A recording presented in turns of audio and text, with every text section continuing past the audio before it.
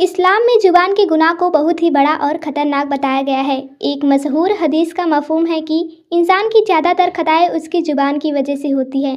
ज़ुबान एक ऐसा हथियार है जो अगर सही चले तो इंसान को जन्नत ले जाए और अगर गलत चले तो जहन्नम के गहरे गड्ढे में गिरा दे। बनी इसराइल के ज़माने में एक शख्स रहता था जो दिखने में बहुत इबादत गुजार था, लेकिन उसे दूसरों की बातें करना और पीठ पीछे बुराई करने की बुरी आदत थी। एक बार दो दोस्त एक रास्ते से गुजर रहे थे।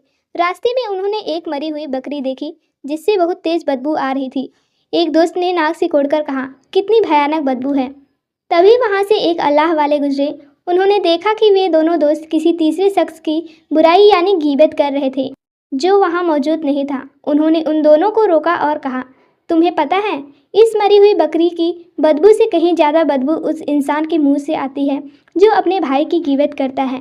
कुरान में अल्लाह फरमाता है, क्या तुम में से कोई यह पसंद करेगा कि वह अपने मरे हुए भाई का गोश्त खाए? तुम इससे नफरत करोगे। एक मर्तबा हजरत आयशा ने किसी औरत की तरफ इशारा करते हुए कहा कि वह छोटे कद की है। अल्लाह के रसूल ने फरमाया, ए आयशा, तुमने ऐसी बात कह दी है कि अगर इसे समुद्र के पानी में मिला दिया जाए तो वह पूरे समुद्र के पानी को कड़वा और बदबूदार कर दे। जरा सोचिए, सिर्फ छोटा कद कहना अगर इतना बड़ा गुनाह है तो आज हम जो घंटों दूसरों की बुराइयों में गुजार देते हैं उसका क्या अंजाम होगा। झूठ तमाम बुराइयों की जड़ है। नबी करीम ने फरमाया कि एक मोमिन डरपोक हो सकता है, कंजूस हो सकता है, लेकिन वह झूठ नहीं हो सकता। जुबान से निकला एक झूठ इंसान का ईमान कमज़ोर कर देता है और समाज में उसका भरोसा ख़त्म कर देता है। किसी की गैर मौजूदगी में उसकी ऐसी बात करना जो उसे बुरी लगे गीबत है। आज हमारे समाज में यह सबसे बड़ा गुनाह बन चुका है। लोग चाय की मेज़ पर बैठते हैं और दूसरों की कमियां निकालने लगते हैं। यह गुनाह इबादतों के नूर को ख़त्म कर देता है। एक की बात दूसरे से करना ताकि उसके बीच झगड़ा हो जाए, इसे नमीमा कहते हैं। हदीस में आता है कि चुगलखोर जन्नत में नहीं जाएगा। यह जुबान का वह गुनाह है जो हंसते खेलते घरों को उजाड़ देता है।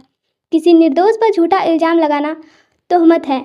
यह गीबत से भी बड़ा गुनाह है। हजरत जुरैज, जिसकी कहानी आपने पहले भी सुनी होगी, उन पर जब बदचलने की तोहमत लगी तो अल्लाह ने एक दूध पीते बच्चे को बुलाकर उसकी बेगुनाही साबित की। लेकिन हर कोई जुरैज जैसा नहीं होता। तोहमत किसी की पूरी ज़िंदगी तबाह कर सकती है। इस्लाम हमें जुबान पर कंट्रोल करने के कुछ सुनहरे नियम सिखाता है। रसूलुल्लाह ने फरमाया, जो शख्स अल्लाह और क़यामत के दिन पर यकीन रखता है उसे चाहिए कि वह अच्छी बात कहे या फिर खामोश रहे। बोलने से पहले यह सोचे कि क्या यह बात ज़रूरी है, क्या इससे किसी का दिल दुखेगा। जो इंसान अपनी गलतियों और गुनाहों को देखता है उसे दूसरों की बुराई करने का वक्त ही नहीं मिलता।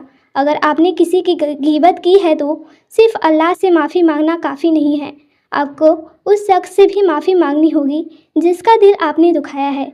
यह जुबान मांस का एक छोटा सा टुकड़ा है जिससे हड्डियां नहीं होती, लेकिन यह इंसान की सारी हड्डियों को तुड़वा सकती है, लड़ाई झगड़े के जरिए, और आखिरत में रुस्वा कर सकती है।